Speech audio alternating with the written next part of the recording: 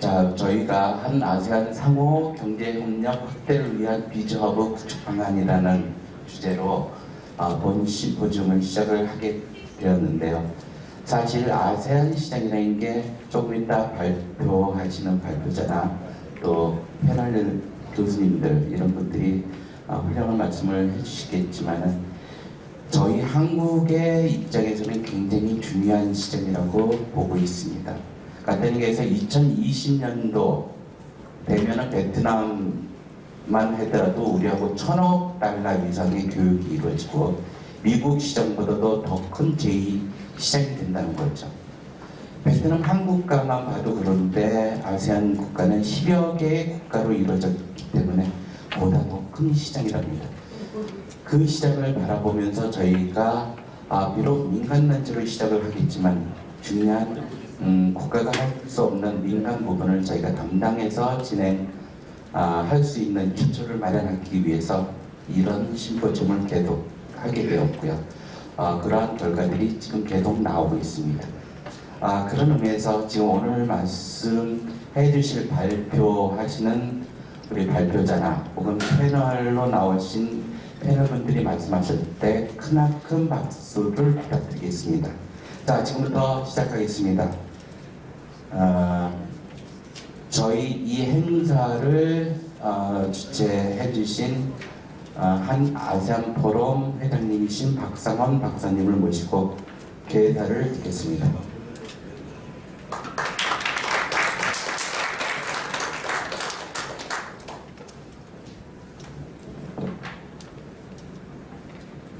조금 늦게 시작하게 돼서 저도 그렇게 생각합니다. 대회사에 앞서서 여러 인사 담아가시는데도 불구하고 이렇게 많은 분들이 참석해 주셔서 대단히 감사하게 생각하고 있습니다. 특히 오늘 문재인 대통령께서 베트남을 가시는 일정이 있으셔서 우리 김진표 의원님이 지금 일정상 지금 모시고 계시다는 말씀을 전해드리겠습니다. 그러면 우리 김진표 의원님과 축사를 해주신 이주영 의원님, 그리고 인도네시아를 대표하시는 우마르 하비 대사님, 그다음에 옥보를 주신 김홍재 대사님, 권율 본부장님, 오광희 베트남 무역관님, 최경희 교수님 을 비롯해서 토론자 여러분들에게도 심심한 감사를 드립니다. 올해는 사단법인 한 아세안 포럼이 한 캄보디아 교류협회를 포함해서 15주년을 맞이하는 뜻깊은 계기이기도 합니다.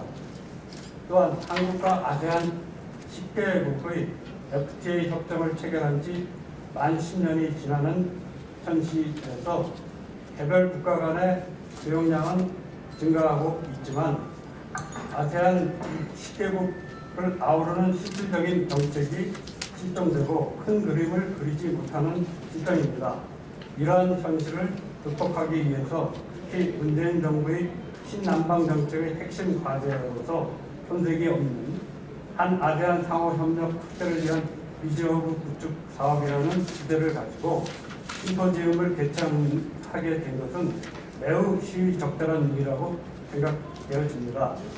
한국과 아세안 10개국 간의 경제협력 확대는 일반적으로 어느 한쪽이 이득을 보는 것이 아니라 양측이 서로 상생하는 구조가 되어야만 지속 가능한 발전을 할 수 있는 것입니다. 이러한 방편으로서 가장 구체적이고 실현 가능성이 있는 한 아세안 비즈허브 구축 사업을 꼭 성사시키는 것이 매우 바람직스럽다고 확신합니다. 이를 위한 첫걸음으로서 이 심포지움을 개최하게 된 것을 의미 있는 일이라고 여겨지며 다양한 의견과 아이디어를 종합하는 계기가 되기를 기대합니다. 끝으로 이 행사를 위해서 너무 많은 애를 써주신 사단법인 한 아세안 임직원들에게도 깊은 감사의 말씀을 전하면서 개사를 가름할까 합니다. 감사합니다. 네, 감사합니다. 다음은 저희 그 아세안의 중요한 국가죠. 인도네시아에 대사로 계시는 우마르 하비 대사님을 모시고 환영사를 듣겠습니다. 우마르 하비 대사님을 모시겠습니다. 큰 박수 부탁드립니다.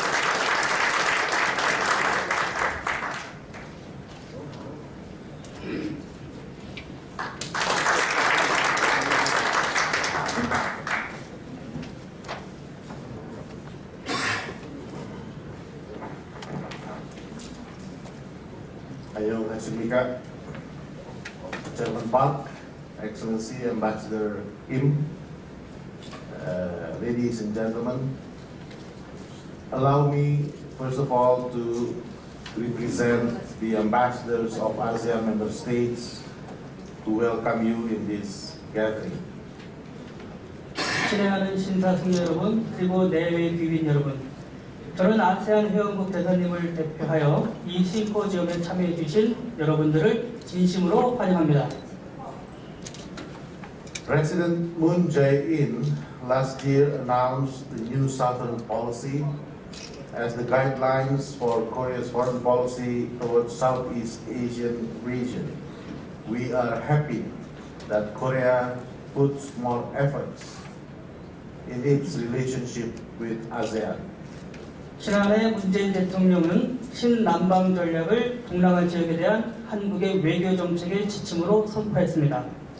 우리는 한국이 아세안과의 관계에 많은 노력을 기울이고 있다는 점에 대해 기쁘게 생각합니다. One important element in ASEAN and Korea relationship is of course economic cooperation. ASEAN has become the darling for the Korean business community. According to ASEAN Investment Report 2017, the foreign direct investment flows from Korea to ASEAN rose by 3% to $6 billion in 2016. 아세안과 한국의 관계에서 가장 중요한 요소는 바로 경제 협력입니다. 아세안은 한국 기업인들에 대한 무한한 애정을 가지고 있습니다. 2017년 아세안 투자 보고서에 따르면 한국에서 아세안으로의 외국인 직접 투자는 2016년에 3%가 증가하여 60억 달러에 달했습니다. And yet there are still a lot of business opportunities in ASEAN that Korea needs to explore. With its well-known mentality of can-do, fighting spirit and pioneering spirit, we believe that Korea could do more in ASEAN. Based on the recent US News survey, 5 out of 10 best countries in the world to invest in for 2018 are ASEAN countries. 하지만 한국은 여전히 아세안에서 도전할 만한 많은 사업적 기회가 있습니다. 할 수 있다, 파이팅 정신, 그리고 개척 정신으로 잘 알려진 바와 같이 한국은 아세안에서 더 많은 것들을 할 수 있다고 우리는 믿고 있습니다.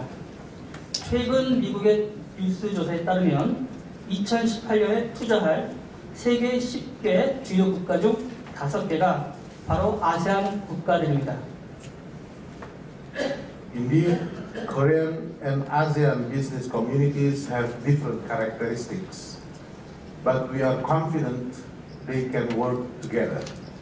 And the key for that purpose is partnership. By partnership, we mean collaboration with local partners. 사실 한국인과 아세안의 기업인들은 서로 다른 특징을 갖고 있습니다. 하지만 우리는 그들이 함께할 수 있다고 생각합니다. 그리고 그 목적 달성을 위한 핵심 포인트는 바로 협력입니다. 그것은 파트너십을 통한 지역 파트너들과의 협업을 의미합니다. It is in our shared interests that partnership between ASEAN and Korea will bring about prosperity and welfare to the people of our countries. 우리의 공통 관심사는 아세안과 한국과의 협력이 국민들에게 번영과 복지를 가져다 줄 것이라는 것입니다. Nothing is impossible if we work together. Nothing is impossible if we care for each other. we have a proverb in Indonesia that represents this feeling. Berat sama dipikul, ringan sama dijinjing, which means many hands make light work. 우리가 함께 일한다면 불가능한 것은 없습니다. 만약 서로를 비한다면 더욱 불가능한 일은 없을 것입니다. 우리 인도네시아에 이러한 느낌을 나타내는 속담이 하나 있습니다. 이 속담의 의미는 백지장도 맞들면 낫다라는 의미가 됩니다. I wish you a fruitful discussion and I thank you. 감사합니다. 아무쪼록 이 자리가 유익한 토론의 장이 되기를 바라겠습니다.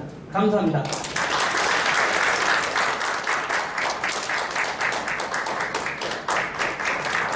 네, 감사합니다. 다음은 축사가 있겠습니다. 도재용 회장님을 모시고 축사가 있겠습니다. 도재용 회장님은 전 기아자동차 부회장으로 재직하셨습니다.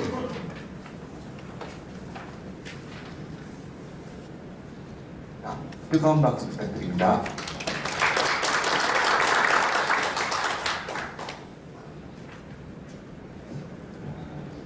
오늘 대단히 반갑고 뜻깊은 행사에 참석해 주셔서 저도 영광이고 여러분 더욱 반갑습니다.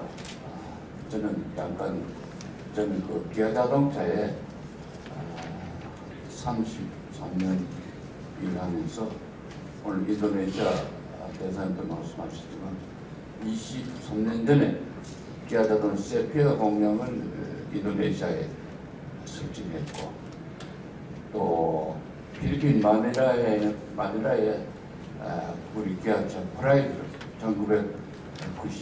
1996년도에 설립 공장을 한 그런 인연이 있고 해서 박상원 이사장께서 그런 경험을 잠깐 축소해달라고 해서 그래서 왔습니다.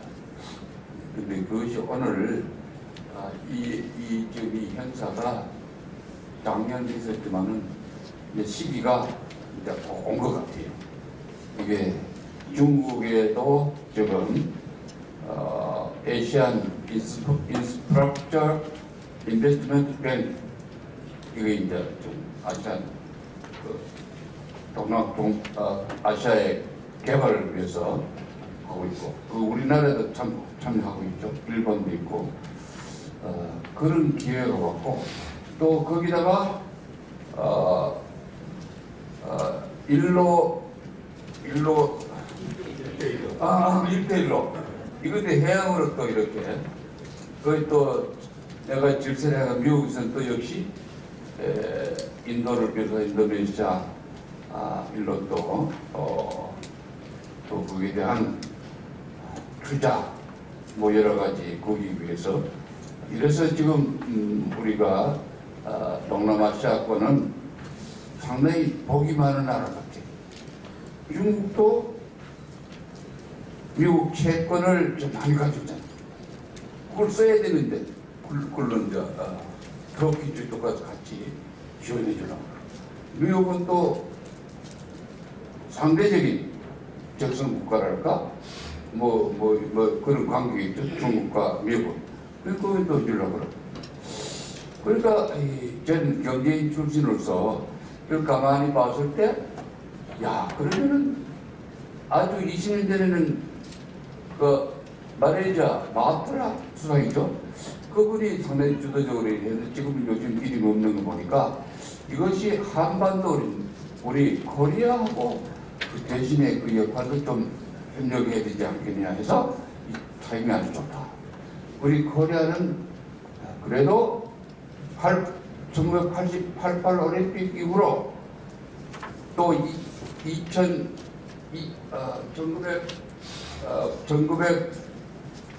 2000년도 그때 또 월드컵 2002년 월드컵 그 뒤는 또 한류 또 그 뒤는 또 동남아나 세계 각국에 있는 이 근로자들 한국으로 와서 외학을 많이 왔죠. 이것들이 모두 힘을 합쳐서 우리 한국의 위상이 올라가고 와 있어 보니까 한국 사람들이 그렇게 악질도 아니고 인심이 그래도 괜찮은 나라, 적이 많은 나라, 이런 것들이 많이 터진 겁니다. 그러니까 동남아도 같은 아시안이고, 그 더 올라가면 5년 전부터 당군 조선 시대에 근데 대륙을 또 이렇게 문화를 아주 주축으로 해서 이런 인연이 있고, 또 당나라 패망, 발해 패망 유민들이 또 그걸 많이 갔어요. 그러면 전통 문화가 아주 각질이 많아. 언더리니, 우프지기 같은 용어도 지금 그 주변 국가에는 많습니다. 그래서 이런 것들이 다시 살아날 수 있고 하는 그런 전례의 기회가 있냐. 그러면 또 우리 동북아시아로 모든 문화가 또 몰려오고 있는 이 부인할 수 없는 이런 현실이 지금 다가오고 있고, 그런 면에서 우리가 오늘 이러한 이 투자 말하자면 한아시안 타운 건설, 이것은 상당히 실현성 있고 가능성 있고, 이거를 여야를 떠나서 북한에서도 이거를 마음으로 축구를 보내지 않겠느냐, 저는 이런 생각이 듭니다. 그리고 저는 지금 하는 일은 기아에 은퇴하고 나서 러시아 동포, 중국 동포를 많이 갑질했어요. 독립운동 구성들, 나는 정치인이 아니고 여당 야당 중간에서 이 사람들을 인권 신장하는데 한 20년 활동을 했습니다. 중간 입장에서. 그러다 보니 여야들한테 좀 이 공격도 당했지만 나는 변화없이 화합해 남남 갈등을 없애고 그 다음에 남북 갈등, 우리 아시안도 같이 소통을 통해서 협력을 통해서 백인들한테 뭐 이렇게 기죽을 게 아니고 당당하게 우리 아시안들이 이제 당당한 권리 행사와 이런 대접도 받고, 꼭 미국 가면 저 예로 뭐 이렇게 멸시하자는 솔직한 얘기로 그거 잘못된 거지. 그러니까 갑질이 세계에서 더 빨라요. 동양은 적어. 당군이 호기인간 정치를 이어받았기 때문에, 사랑의 정치를 실천했기 때문에. 그러나 우리는 해방 이후로 경제만 일을 하다 보니까 이게 이제 소통 문화가 떨어졌어. 이기주의만 발달했어. 자기만 알아. 그러다 보면 자살률이 세계 제일 높아. 교통률 많아. 출세를 안 지켜. 이것이 동남아시아에서도 이런 것들을 한국에 와서 배우지 말아야 돼. 그 동남아의 행복 지수가 높습니다. 우리보다 훨씬 높아요. 서양보다 높고. 그 문화와 우리 한반도의 이런 문화와 서로 장점은 서로 받고, 그래서 문화가 전통 문화, 생활 관습, 정신세계 이런 것들이 같이 어울리는 바탕, 지금 어느 정도 몰리고 있어요. 그렇기 때문에 이게 시작되는 거예요. 이것이 바탕을 하면 우리는 서양보다도 앞서가는 동양이, 최소한들은 지지하는 우리 아시안이 될 수 있다. 저는 그런 꿈과 희망을 가지고 있습니다. 그런데 한 가지 조심할 것은, 지금 미국에서 금리 또 올랐잖아요. 금리가 이번만 올린 게 아니고 2008년도에 또 올랐죠. 1997년 올려가지고 아시안 한국부터 IMF에 큰 절단이 났죠. 이번엔 또 어떻게 될지 모르겠어요. 트럼프가 무슨 장난을 칠지 모르겠어요. 이거를 조심해야죠, 우리 같이. 거기 희망하면 이거 잘 안 돼요. 그러니까 쏘았고, 동남아, 한국, 일본은 지금 모르겠어요. 미국가 이렇게 돼 있으니까. 중국도 올해 어디 될지는 잘 모르겠고. 그러면 여러분들과 한국 정부는 쏘았고 이것도 잘하고 공동 운명체를 가져야 됩니다.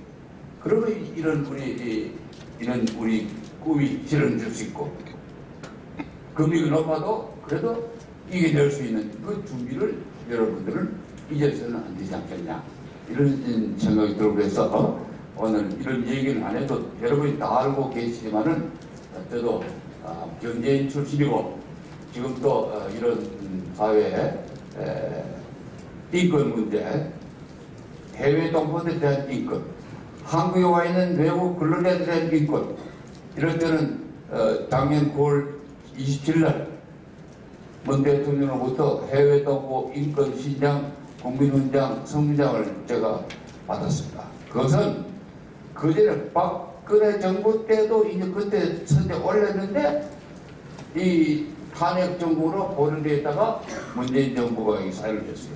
그래서 저는 여야를 초월하고 이렇게 국민들이 우리 단점을 좀 줄여나가고 너무 극우도 아니고 극자도 아니고 한반도와 동아시아 한반도 평화, 이 평화를 지켜나가려면 이런 일이 활성화되어야 된다. 그런 뜻에서 오늘 이렇게 여러분 앞에 우리 박 교수가 저는 직업 좀 경제인이고 NGO 한 사람은 유일하게 좋은 데서 대한민국에서 오늘 꼭 좀 부탁을 하고 작년은 제가 왔습니다.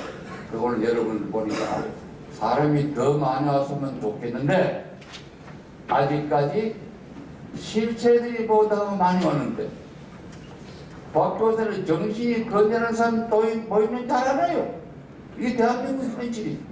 그 여러분들 이해해 주시고 이것이 좀 더 활성화되고 우리 같은 사람도 여야 간에 욕을 먹어도 홍보도 하고 하면은 내년쯤은 아마 집업 꽉 차고 남을 거예요. 감사합니다. 예, 감사합니다. 네, 다음은 저희가 일정상 2시부터 2시 15분부터 이제 본 심포지엄 진행하기 때문에 사진 촬영부터 먼저 시작을 하고 2시부터 2시 15분까지 기념 촬영을 먼저 하겠습니다. 하고 난 다음에 우리 대사님도 스케줄이 어떻게 되신지 모르겠고 그래서 지금부터 기념 촬영이 있겠습니다. 앞에 귀빈 4분께서는 전부 다 단상으로 와서 사전 촬영을 하시겠습니다.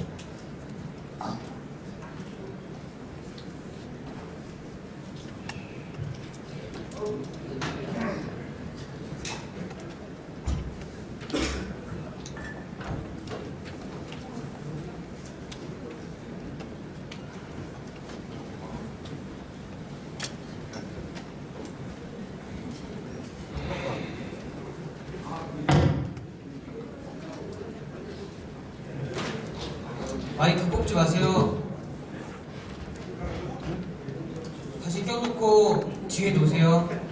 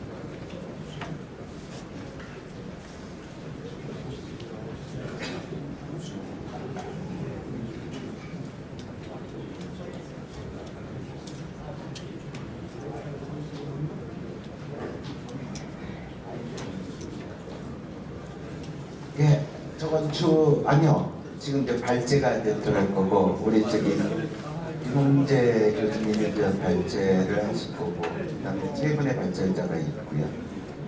저 안에 치우는 게 낫나요, 대사님?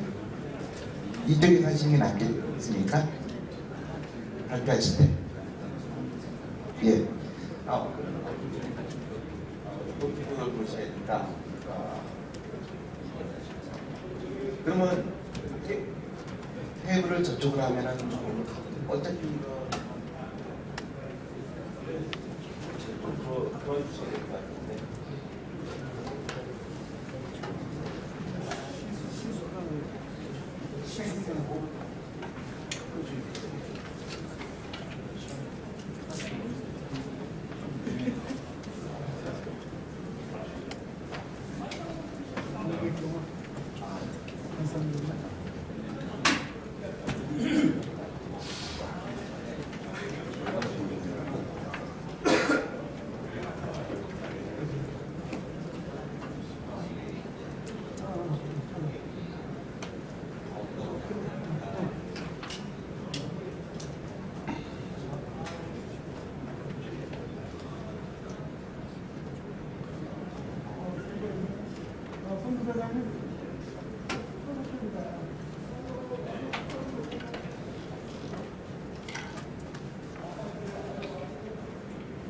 저희가 보통 기념사진 혹은 행사를 할 때는 한 15분 정도 소요해도 모자라는데 오늘은 10분도 안 됐는데 시간이 벌써 남네요. 여기는 한 5분 정도. 그래서 정확히 2시 15분부터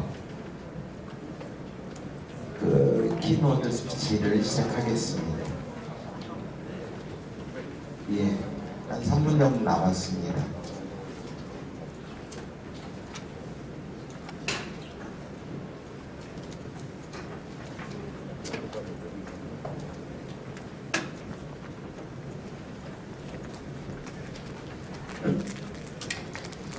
사실 저희가 이 한 아세안 포럼이 민간 단체로서 출범을 시작해서 지금 한 15년 정도 돼 있지만은요. 그거와 비슷하게 이제 한 아세안 쪽 세계적으로는 코트라가 국가 공공기관으로서는 지금 역할을 하고 있는데 물론 열심히 하겠죠. 근데 열심히만 했지 최선을 다하고 어떤 역할 부분이 굉장히 미약한 것 같습니다. 그래서 저희는 그런 부분을 민간 단체로서 더 열심히 교육이라든가 혹은 그쪽과 관계를 형성하기 위해서 노력하기 위해서 단체를 만든 단체입니다. 지금 그 크게는 3개 시장으로 형성이 되어 있죠. 미주 시장, 그 다음에 중국을 중심으로 하는 시장이 있고요. 그 다음에 유럽 시장, 아세안 시장, 이게 대표적인 큰 시장인데 유럽 시장보다는 앞으로 2025년도 되면은 아세안 시장이 더 크고 넓습니다. 아까 제가 초기에 말씀드렸다시피 2020년도에 교역 대상국 순위가 바뀐다고 말씀을 드렸는데 지금까지는 우리는 중국, 미국, 그다음 기타 국가로 교역 대상국 순위를 매겼는데 앞으로 2020년도 넘어가면은 베트남이 되고 조금 더 지나가면은 오히려 인도네시아나 그런 다른 국가의 아세안 국가가 우리 교육 대상 순위로 올라설 거라고 분명히 보고 있습니다. 때문에 저희가 가장 중점적으로 생각하는 게 이 아세안 국가들과 어떻게 관계를 갖느냐, 이게 굉장히 중요한 이슈가 되는 거고, 그 이슈를 실행하기 위한 첫방치로 저희들이 이런 심포지엄, 그리고 오늘 같은 발표하는 비즈허브는 사실 필요한 거거든요. 각국마다 코트라의 인큐베이터는 전부 다 있는데 사업이나 혹은 일반적인 교육을 할 때 거기에 접근할 수 있는 방법들이 그렇게 쉽지는 않습니다. 그래서 저희는 접근도 쉽고 그다음 빨리 파악할 수 있는 그런 장소를 만들자는 게 기본 목적으로 저희들이 비즈허브를 만들려고 지금 생각을 하고 있습니다. 그래서 각국의 아세안 10개국에 최소한 한 곳에 한 군데, 한 나라에 한 군데 재산 설치를 할 수 있도록 만든다는 게 저희들의 목표입니다. 예. 2시 15분 지금부터 심포지움에 대한 시작을 하겠습니다. 모질 발표자님은 전 베트남 대사였었고요. 현재는 국립외교원 초빙교수로 계신 이몽재 대사님을 모시겠습니다. 수고 부탁드립니다.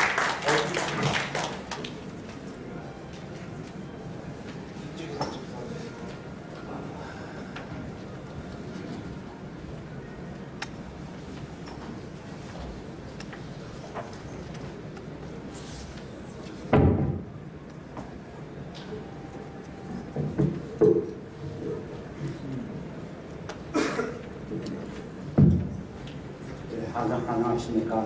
소개받은 이몽재입니다. 저는 2007년도에서 10년도까지 베트남 대사로 근무한 적이 있습니다. 아세안, 동남아 국가연합 아세안이라고 그러죠. 아세안은 국제 투자 무역의 자석입니다. 자석을 이렇게 부상을 하고 있고, 저희에게는 아주 중요한 그런 지역인데, 우선 아세안 그 자체가, 제가 메시지를 PPT를 보여드리기 전에 제가 메시지를 우선 전해드리겠습니다. 인구가 6억 4천만, 연 GDP 2조 5천원, 무역 규모 2조 2천원. 이 지역은 저희의 성장 동력을 제공하는 그런 곳이다 이렇게 말씀드립니다. 그리고 한국인이 2016년도 통계이긴 하지만 한국인이 600만 명이 연 600만 명이 방문하는 그런 지역이죠. 이런 아세안과 저희는 1989년도에 처음으로 비공식 대화를 시작한 다음에 1991년도에 정식 대화 파트너가 됐습니다. 그리고 약 20년이 지난 2010년도 아세안과 전략적 동반자 관계를 구축했습니다. 그 사이에 저희는 상품, 서비스, 투자 분야에서 FTA를 체결했죠. 이런 동력을 가일층 가속화하기 위해서 작년도 문재인 대통령께서 인도네시아를 방문하는 계기에 신남방 정책을 표방을 하셨습니다. 이 신남방 정책은 이제 발표 주제자들이 세부적으로 소개할 예정입니다만, 우선 크게는 아세안 지역을 우리가 한반도 주변 4강과의 갖는 외교관계로 격상하겠다 이렇게 말씀하셨습니다. 아주 중요한 정책 전환이라고 저는 생각합니다. 그리고 이것을 구체적으로 이해하기 위해서 여러 가지 사업을 말씀하셨지만 두 가지를 인용을 한다면, 첫째는 2020년도까지 무역 규모를 얼마 안 남았습니다. 무역 규모를 2천억 불로 증대하겠다. 그 다음에 두 번째는 한 아세안 협력 기금을 저희가 90년도부터 만들어서 아세안하고 협력을 진행해 왔는데, 그 규모가 지금 작년까지는 연 700만 불이었습니다. 이것을 2배로 늘려서 금년도부터는 1,400만 불을 기여를 해서 한 아세안 간 교류를 더 깊게, 더 넓게 하겠다 이렇게 말씀하셨습니다. 정부 차원에서 교류를 위한 틀을 마련해 주고, 여러 방면에서 사람들이 노력을 하는데, 아직까지 우리가 아세안의 방대한 잠재적 능력을, 실력을 활용하는 데는 관심이 미흡하다고 생각합니다. 이럴 때에 한 아세안 포럼이 아세안 비스타운 구축이라는 아이디어를 제시를 하고 있는데, 제가 볼 때는 아주 좋은 아이디어인 것 같습니다. 저로 볼 때는 아주 구체적이고, 또 현장에서 있어본 사람으로서는 아주 구체적이고 실현 가능한 그런 아이디어로 보입니다. 그래서 저는 이를 지지하고 환영한 입장에서 여러분들에게 메시지를 먼저 전하고, 제가 전해드린 메시지를 좀 보완해서 설명하기 위해서 제가 PPT를 전해드리는데 활용하도록 하겠습니다. 아세안은 2015년도에 하나의 비전, 하나의 정체성, 하나의 공동체 하에서 정치, 안보, 경제, 그다음에 사회문화 분야 세 공동체를 만들면서 통합을 했습니다. 다음. 제가 말씀드릴 것은 우선 2015년 아세안 공동체 창설 추진 과정 간단히 설명드리고 정치, 안보나 사회문화는 제가 제외하겠습니다. 그 집중해서 경제 관련해서 말씀드리는데 이 경제 관계도 각 분야별로 발제자들이 아주 준비를 잘했습니다. 그래서 저는 각 분야별로 구체적으로 들어가는 것은 제가 좀 자제를 하고 그 대신 발제자들이 아직 다루지 못한 아세안이 그러면 아주 장밋빛만 있느냐 여러 가지 도전도 있다 하는 도전 분야를 제가 좀 설명을 드리도록 하겠습니다. 이게 아세안 지도입니다. 10나라입니다.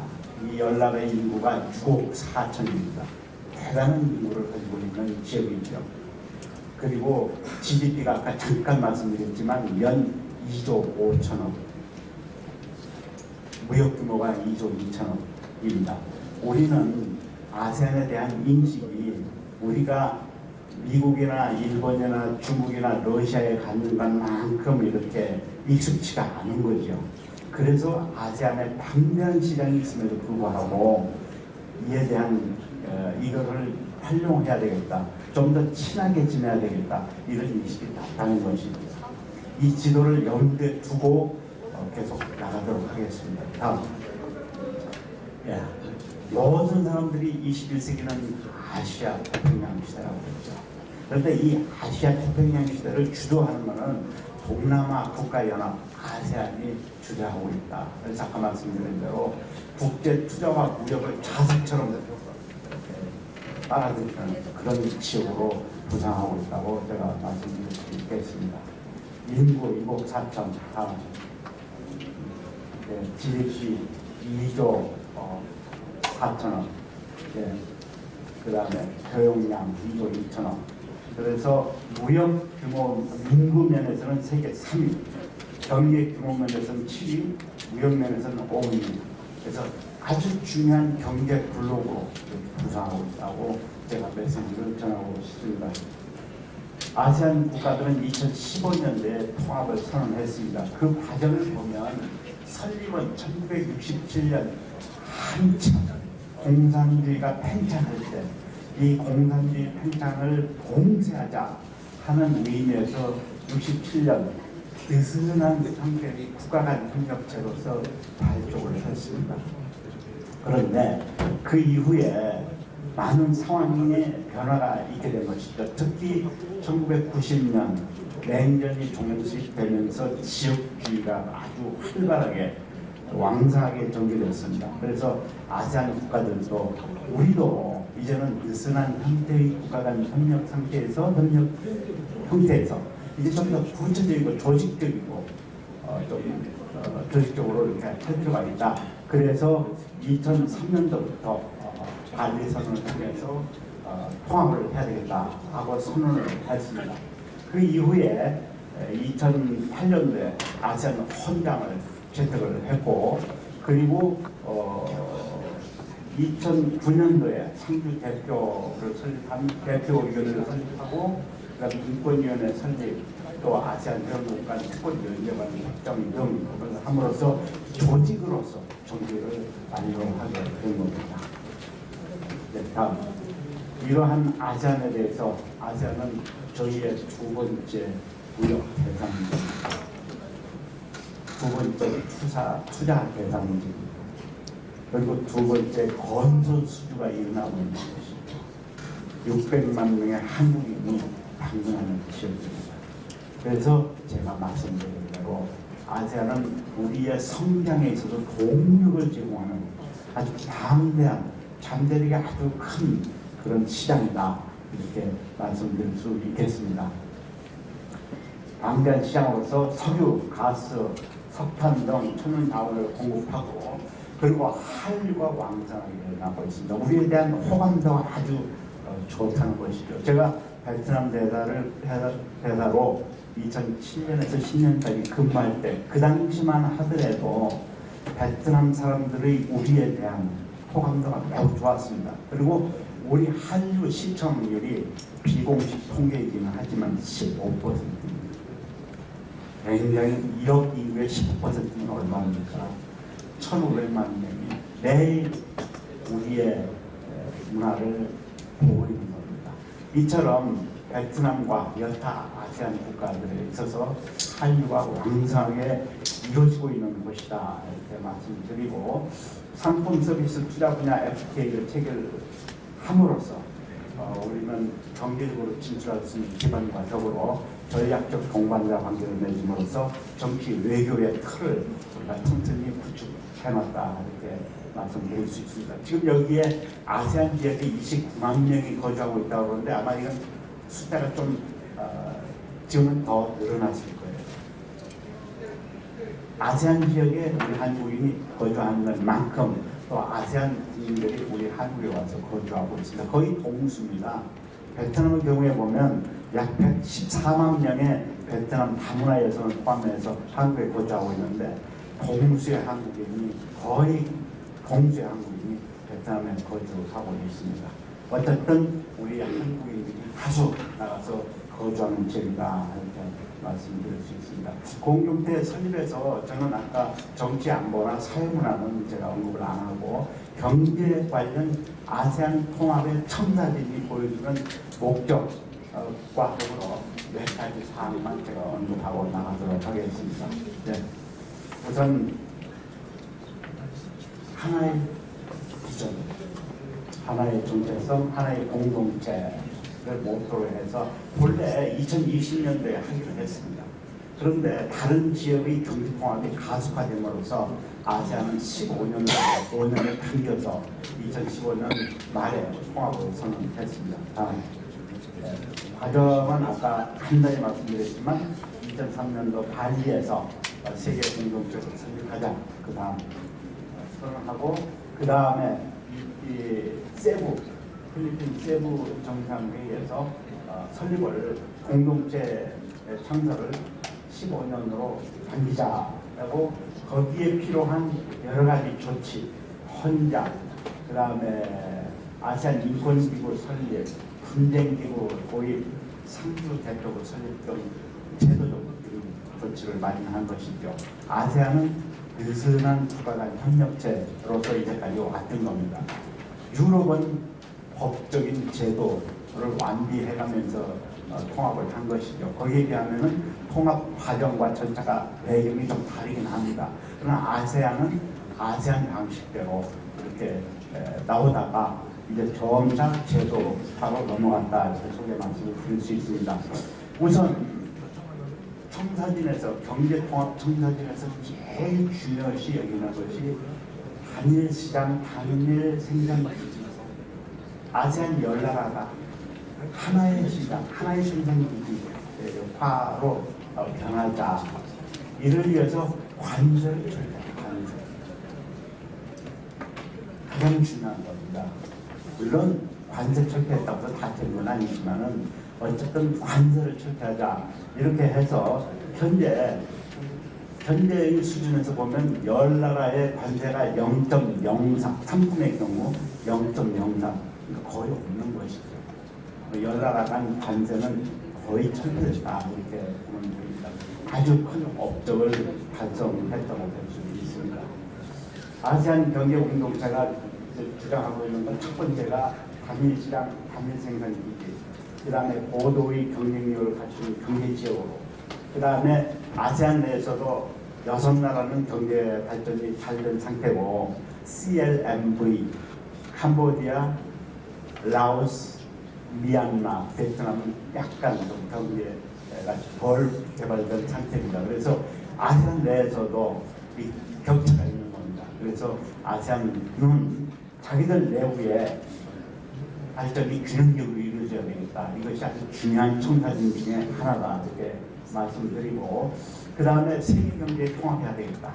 그래서 아세안은 아세안 플러스 원, 즉 한국, 중국, 일본, 호주, 뉴질랜드, 인도 등과 더불어 FTA를 체결했고, 그 다음에 아세안 플러스 3, 한중하고 또 별도의 협력체를 가지고 있습니다. 이처럼 아세안은 FTA 체결을 통해서 세계 경제의 통합을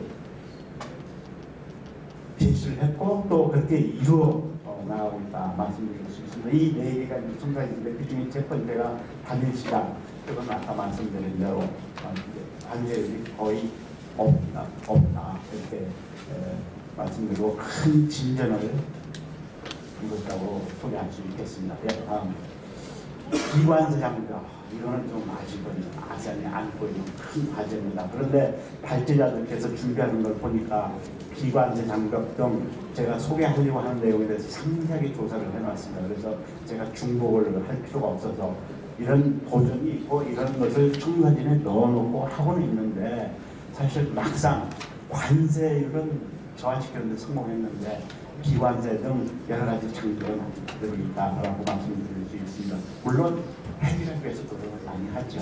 그러나 진전 속도는 좀 느린 편이다 이렇게 말씀드리고, 그 다음에 무역을 원활하게 위해서 상호 인증 협정 등 또 단일 창구 마련 등 여러 가지 시도를 하고 있는데 진전은 있습니다. 우리가 기대하는 것만큼 빠른 속도로 나가지는 않는다 이렇게 말씀드리고, 그다음 노동력 이동, 노동자의 자유이동, 이건 쉽지 않죠. 유럽도 결국은 이민자 문제 때문에 굉장히 많은 갈등을 겪고 있는데 아세안 국가들도 기본적으로 아세안 통합에서 노동자의 노동 인력의 자유 이동에 대해서 규정을 하고 있지만 이것이 실현되는 데는 굉장히 많은 문제가 있습니다. 그래서 하나의 도전으로 볼 수가 있다 이렇게 말씀드릴 수 있습니다. 예, 그다음 서비스 산업, 이것도 각국마다 지금 아세안에 있어서 싱가포르, 태국, 말레이시아, 인도네시아 같은 경우는 서비스 산업 비중이 50% 다 넘습니다. 그래서 서비스 산업에 대해서 개방해서 하는 것이 그렇게 만만치는 않다 이렇게 관찰됩니다. 네, 그다음 경쟁력이 있는 정책. 아까 말씀드린 대로 몇몇 나라는 시장 경제를 채택하고 있지만 그렇지 않은 나라들이 몇몇 나라에 있습니다. 그래서 모두가 다 똑같이 같은 형태의 경쟁력 정책을 채택하기는 너무 어렵습니다. 그래서 아세안이 채택한 방식 중에 아주 제가 볼 때는 현명한 방식인데, 우선 능력이 있는 나라, 몇 나라가 선도하고 나머지 나라는 따라가는 그런 방식을 채택하고 있는데, 그건 비리이기 때문에 생각하고 어쨌든 이러한 도전이 있지만 그러나 그럼에도 불구하고 아세안은 움직이고 있다 이렇게 말씀드리겠습니다. 이러한 내용에 대해서는 여러분들이 나중에 구체적으로 발전하는 얘기를 들을 겁니다. 그리고 하나 이제 여기서 소개하는 거는 연비해석인데, 아세안 국가들은 해운, 항만, 항공운송 등 다방면에서 연계를 추진하고 있습니다. 이것을 커넥티비티라고 하는데, 그리고 또 복합운송을 통해서도 서로 연계하기 위해서 노력하고 있습니다. 아까 지도를 한번 상상해 보십시오. 아세안은 대륙에 있는 나라도 있지만 섬에 있는 인도네시아, 또 브루나이, 필리핀 등과 같이 이렇게 섬으로 구성되어 있는 나라가 있기 때문에 연계가 우리가 생각하는 그런 연계가 얼른 머리에 떠오르지 않지만 아세안은 이런 물리적 연계, 또 사람 연계 등 여러 가지 연계를 통해서 통합을 가속화하려고 노력하고 있습니다. 이 중에서 인도지나 반도만 한번 주는 겁니다. 제가 근무했던 베트남을 중심으로 해서 인도지나 반도만 이렇게 보면은 중국에서 말레이시아까지 태국을 거쳐서 고속도로가 건설되고 있고, 또 거기를 거쳐서 싱가포르까지 철도가 지금 건설되고 있습니다. 이것은 1대1로의 한 일환이기도 하지만 어쨌든 이러한 연계가 이루어지고 있고, 또 베트남에서 라오스를 통해서 태국까지 중국 이미 건설되어 있어요. 제가 가서 보니까 기가 막히게 도로 건설되어 있는 겁니다. 연계가 이렇게 우리가 생각하는 것보다는 잘 되어 있는 측면이 있다. 그리고 중국 윈난성에서 베트남 하이퐁까지 또 철도, 고속도로 제가 2008년도에 있을 때 막 시작했는데 최근에 가서 봤더니 완비가 돼 있어요. 이만큼 빠른 속도로 지금 연계가 이루어지고 있다. 또 사이공에서 캄보디아를 통해서 태국까지 우리가 보면은 가능성이 굉장히 많은 지역 중에 하나인 겁니다. 연계성 하나만 놓고 보도.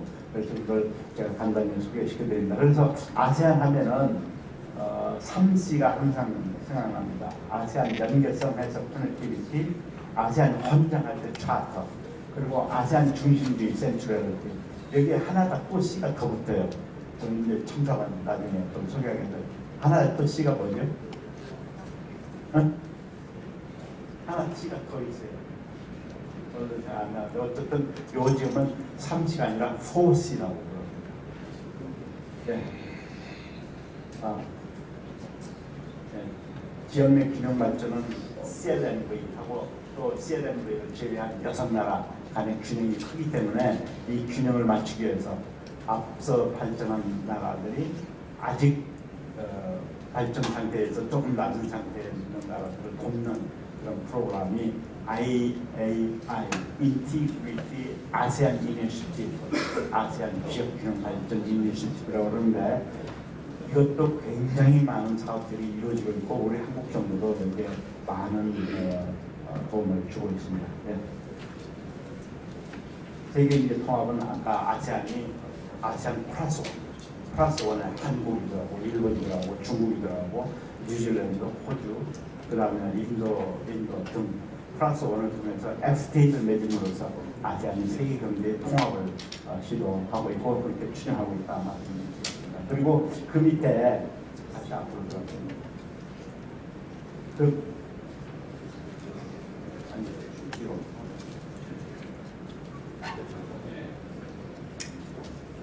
네. 안 돼? 좀 이따 다시 또 나올 거예요. RCEP라고 있는데 포괄적 지역 협력 파트너 협정이 있습니다. 이것이 뭐냐면은 아세안, 거기에 한중일, 거기에 호주, 뉴질랜드, 인도, 6나라들이 더 합쳐서 큰 내용의 FTA를 좀 교섭 중에 있습니다. 이것은 미국이 주도하는 환태평양 동반자 협정 TPP하고 대립이 되는 것이죠. 그런 면에서 RCEP가 지금 논의되고 있는데 이것이 아세안 중심으로 해서 이것입니다. 이렇게 소개할 수 있습니다. 네. 네, 큰 넘어가죠. 네. 통합에 제기되고 있는 여러 가지 도전이 있습니다. 네. 우선 보십시오. 연나라의 정치 제도가 대부분이 다르다고 볼 수 있습니다. 물론 일부는 같지만 예를 들어서 왕국 하면은 캄보디아 왕국, 그 다음에 태국 왕국, 그 다음에 말레이시아 왕국, 세 나라는 왕국, 그 다음에 공화정을 제시하고 있는 것은 필리핀, 인도네시아, 싱가포르 이고 왕국에 브루나이가 있습니다. 브루나이 왕국까지 네 나라고, 그 다음에 미얀마는 이제 군사 독재에서 민주주의로 지금 전환기 상태에 있다고 말씀드릴 수가 있고, 경제 제도도 보면은 말레이시아, 태국, 싱가포르, 인도네시아는 우리가 말하는 마켓 이코노미 시장 경제라고 볼 수가 있죠. 그리고 베트남, 캄보디아, 라오스 정도는 사회주의 시장 경제로 얘기하는데 사실은 시장 경제는 시장 경제입니다. 명칭은 사회주의 시장 경제로 되어 있고, 그 다음에 경제 제도에서 그렇게 차이가 있습니다. 그 소득 수준은 싱가포르는 지금 5만 불이 넘었죠. 브루나이도 2만 불 넘었습니다. 말레이시아가 1만 불 나와 있고, 인도네시아가 3천 불 와 있죠. 그런데 CLMV, 베트남이 지금 2천 불 넘었지만 나머지 라오스, 캄보디아, 미얀마는 아직은 2천 불 이하입니다.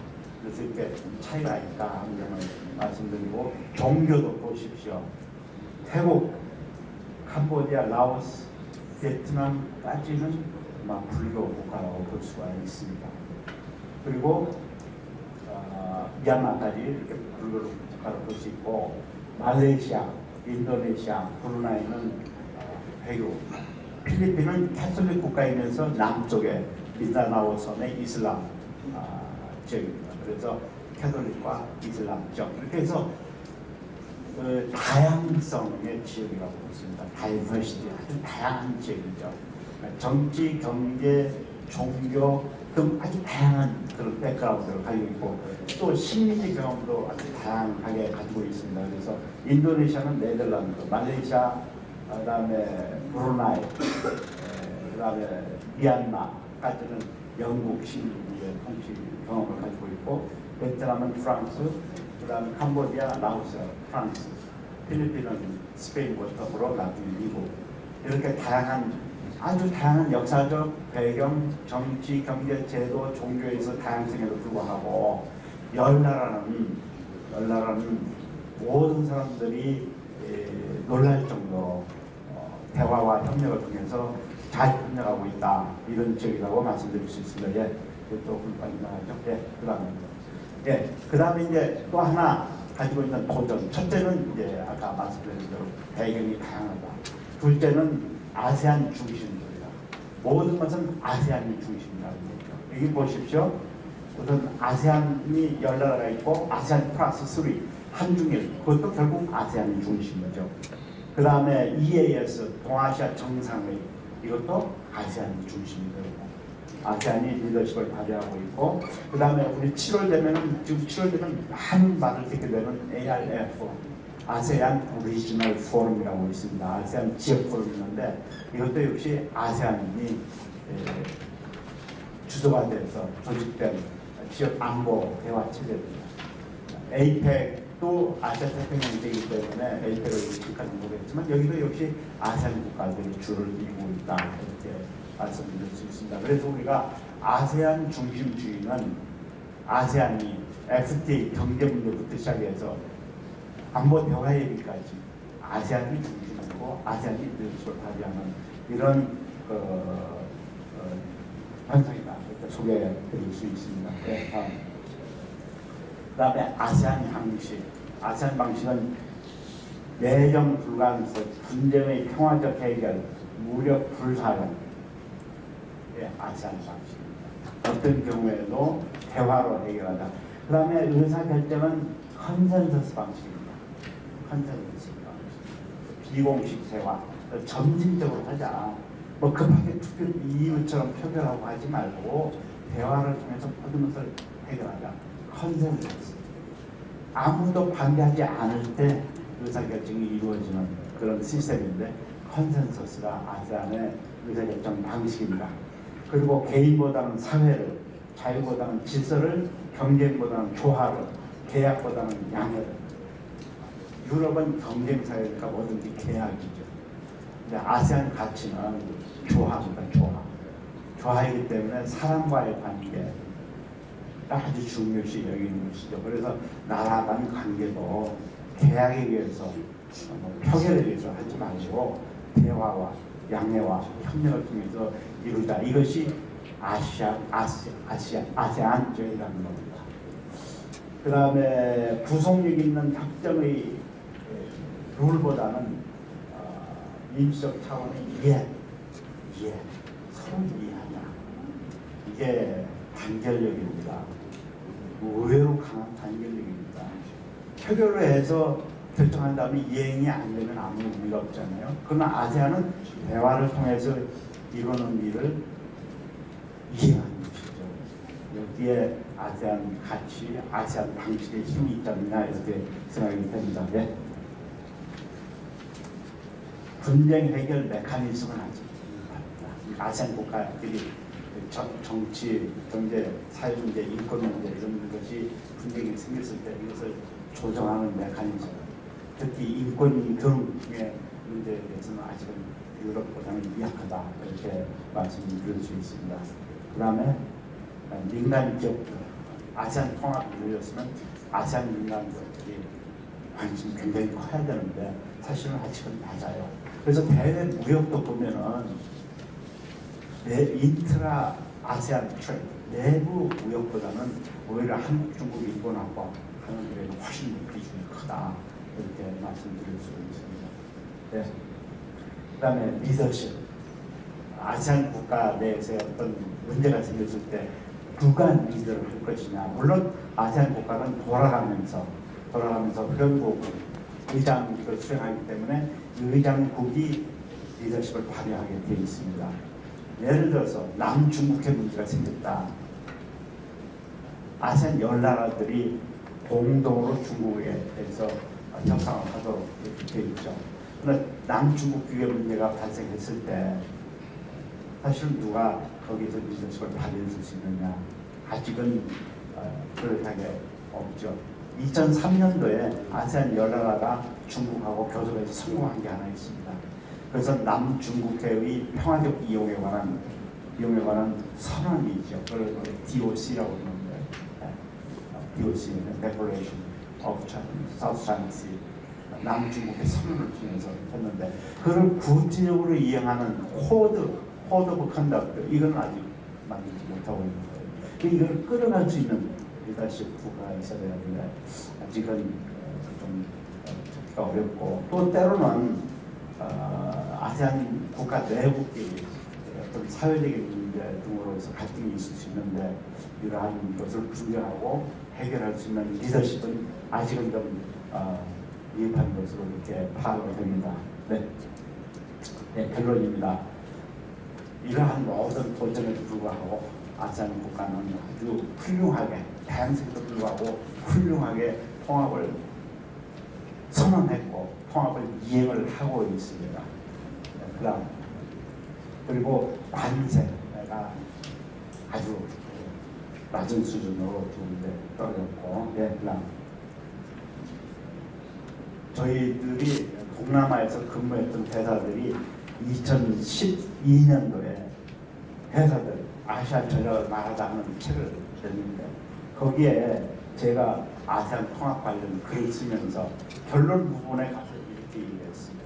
2012년도에 이제 우리는 아세안을 우리 한반도 주변 사강과 같은 수준으로 격상을 해야 된다 라고 얘기를 했는데, 아주 감사하게도 새 정부에서 신남방 교수를 통해서 그것을 이런 조치를 해줘서 저희가 볼 때는 아주 시기적절하고 아주 잘한 정책 선택이다 저는 이렇게 생각합니다.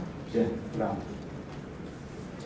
우리는 아까 말씀드린 대로 아세안하고 89년 비공식 대화, 91년 공식 대화 시작한 이래로 전략적 동반자 관계를 2010년 설립하고 아세안의 대사관을 파견하고, 그다음에 FTA를 체결함으로써 경제 진출을 위한 기반을 잡아놨고, 그리고 아세안 플러스 원 아세안 국가 우리 한국, 그래서 한국에서 정상회의도 하고 우리 대통령께서 아세안 회의가 열리면 가서 아세안 10나라 정상들하고 대화도 하는 아세안 플러스 원, 그다음에 아세안 플러스 3 한국 정상들이 아세안 국가 10나라들하고 대화하는 포럼에서 우리가 참석하고 있고, 동아시아 정상회의 또 아세안 포럼 ARF 아까 말씀드렸죠.